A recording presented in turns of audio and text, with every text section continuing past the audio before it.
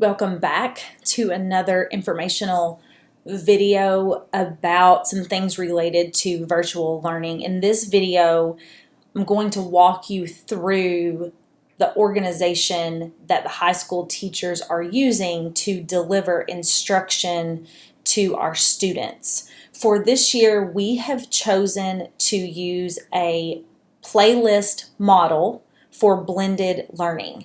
This model is going to allow us to move between virtual learning and face-to-face learning pretty seamlessly in case we end up having more periods of virtual learning, but also so that we are always continuing to plan for the opportunity to be with our students face-to-face, as well as planning for our students who need more. Maybe they fly through everything because they're really ready to get back in the swing of school and they just need a little bit more to do because maybe they're getting a little bit bored. And also when students need more help, we already have those supports built in, as well as them being able to see how their learning is being assessed. So I want to take a minute and just walk through the different pieces of our unit playlists, because every single class at the high school will be organized in this way.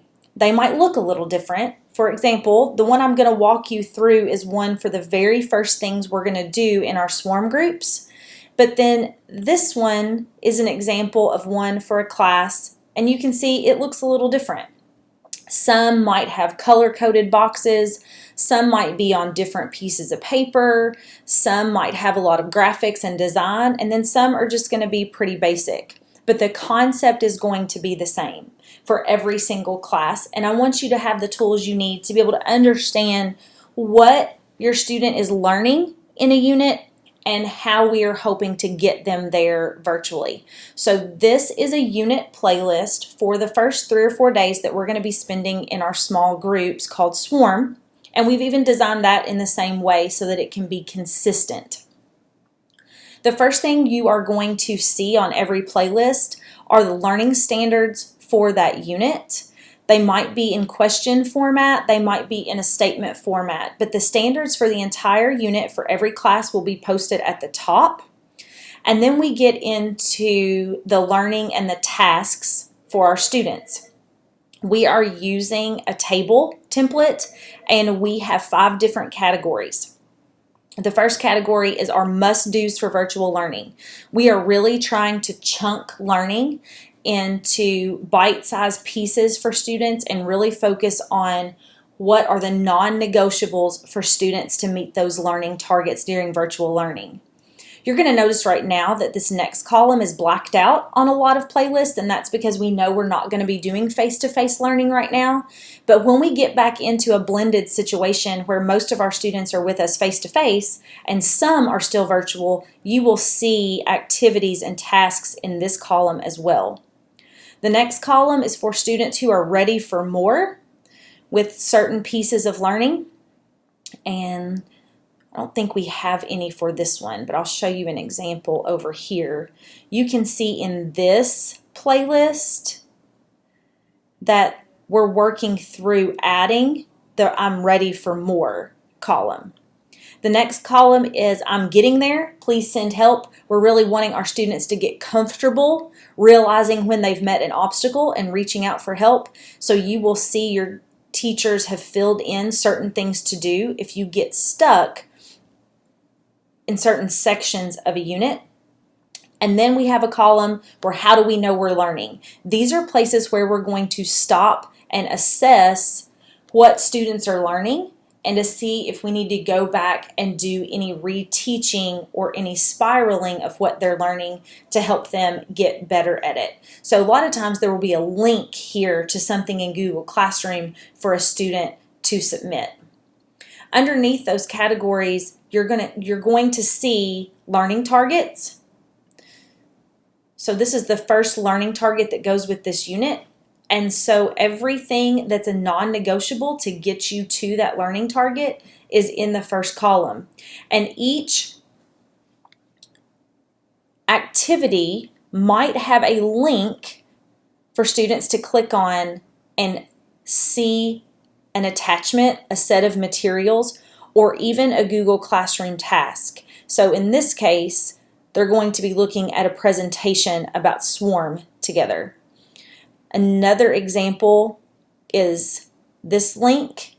We're going to be doing an intro, and we click on this link, it'll take us to the introduction to our PRIDE acronym that we're using. The things that students need to turn in will be linked. I'll show you some examples. Everything in this playlist is linked. Notice this says direct instruction. When I click on this, this is actually going to take me to a video that a teacher has pre-recorded for a student to watch and take notes about before they move on to their activity. So the playlist will have everything students need in order to be able to complete their tasks. Even students who don't have access to the internet all the time will have these playlists, and the things that are linked will be downloaded for them to be able to complete. Let's see if it'll take us to this assignment real quick. So if I want to click on something my teacher's asking me to do, I click on it, click on the link, and because I'm in that class, it's automatically going to take me to that question, and I can type in my response to that question, send it to my teacher, and go back to my playlist and continue going with my tasks for that learning target. As I move through my unit playlist, when there's something in the right-hand column to assess my learning, I'll be able to click on that link, complete the assessment, and then my teacher will give me feedback and let me know if I need to do anything that's in the I'm ready for more column or in the please send help column in order to get a little better at that skill before I move on to the next task or to the next assessment. So all of the tasks and pieces of instruction that students will see are linked into this playlist, and the playlist is posted to Google Classroom when we start a new unit so that the teacher follows this unit, our students follow this unit, and you as a family can follow this unit and see what types of tasks and pieces of instruction your students are getting during their virtual learning. If you have other questions about our playlists and how we're designing instruction this year, please feel free to contact the high school office or email me.